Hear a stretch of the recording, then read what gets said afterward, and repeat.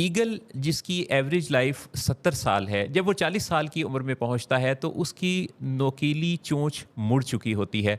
उसके पंजे शिकार करने के काबिल नहीं रहते और उसके पर भारी हो चुके होते हैं। उस वक्त उसके पास 2 चॉइसेस होती हैं, या तो वो अपनी इसी ज़िंदगी को कबूल करे और कुछ अरसा मज़ीद जी के मर जाए, या फिर एक नए सिरे से अपनी ज़िंदगी का आगाज़ करे।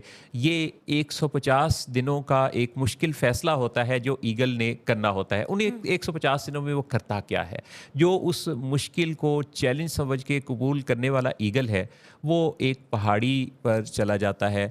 वो सबसे पहले अपनी मुड़ी हुई चोंच को पत्थर से मार-मार के उखेड़ देता है और फिर हुँ, नई चोंच के उभर कर आने का इंतज़ार करता है। जब नई नोकीली चोंच आ जाती है, उसके बाद वो अपने पंजों को उखेड़ता है। अब हुँ, पंजों को, जो कि बेताकत हो चुके होते हैं, कमज़ोर हो चुके होते हैं, उनको उखेड़ना भी एक बड़ा तकलीफ़देह अमल होता है।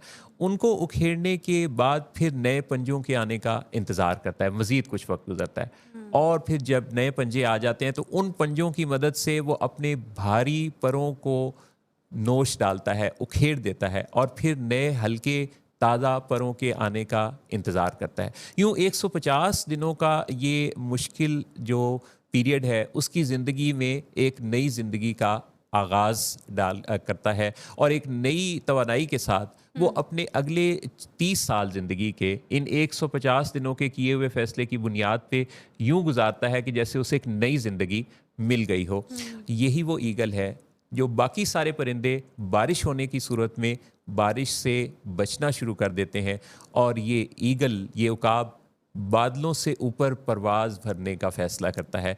ख़वातीन आज़ाद, ज़िंदगी में मुश्किलात आने पर जी, आपका फ़ैसला क्या है? असल फ़र्क ये डालता है। जी, जी, जी, बिल्कुल।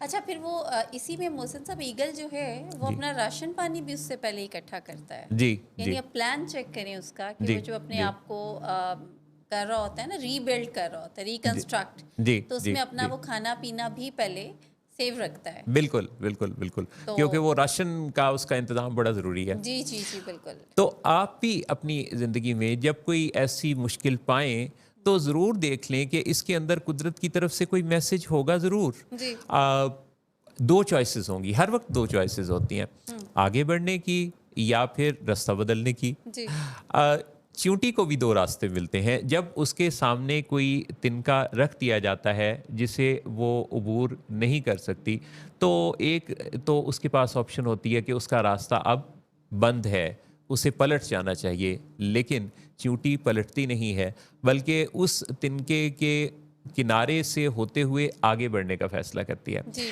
तो अगर चरिंद, परिंद, हशरातुल अर्ज़, जानवर, ये सब अगर अपनी ज़िंदगी में इंसान जैसा अक्ल व शऊर ना रखने के बावजूद कुदरत के इस मैसेज को समझ जाते हैं, तो इंसान तो अशरफुल मखलूक़ात है। बिल्कुल।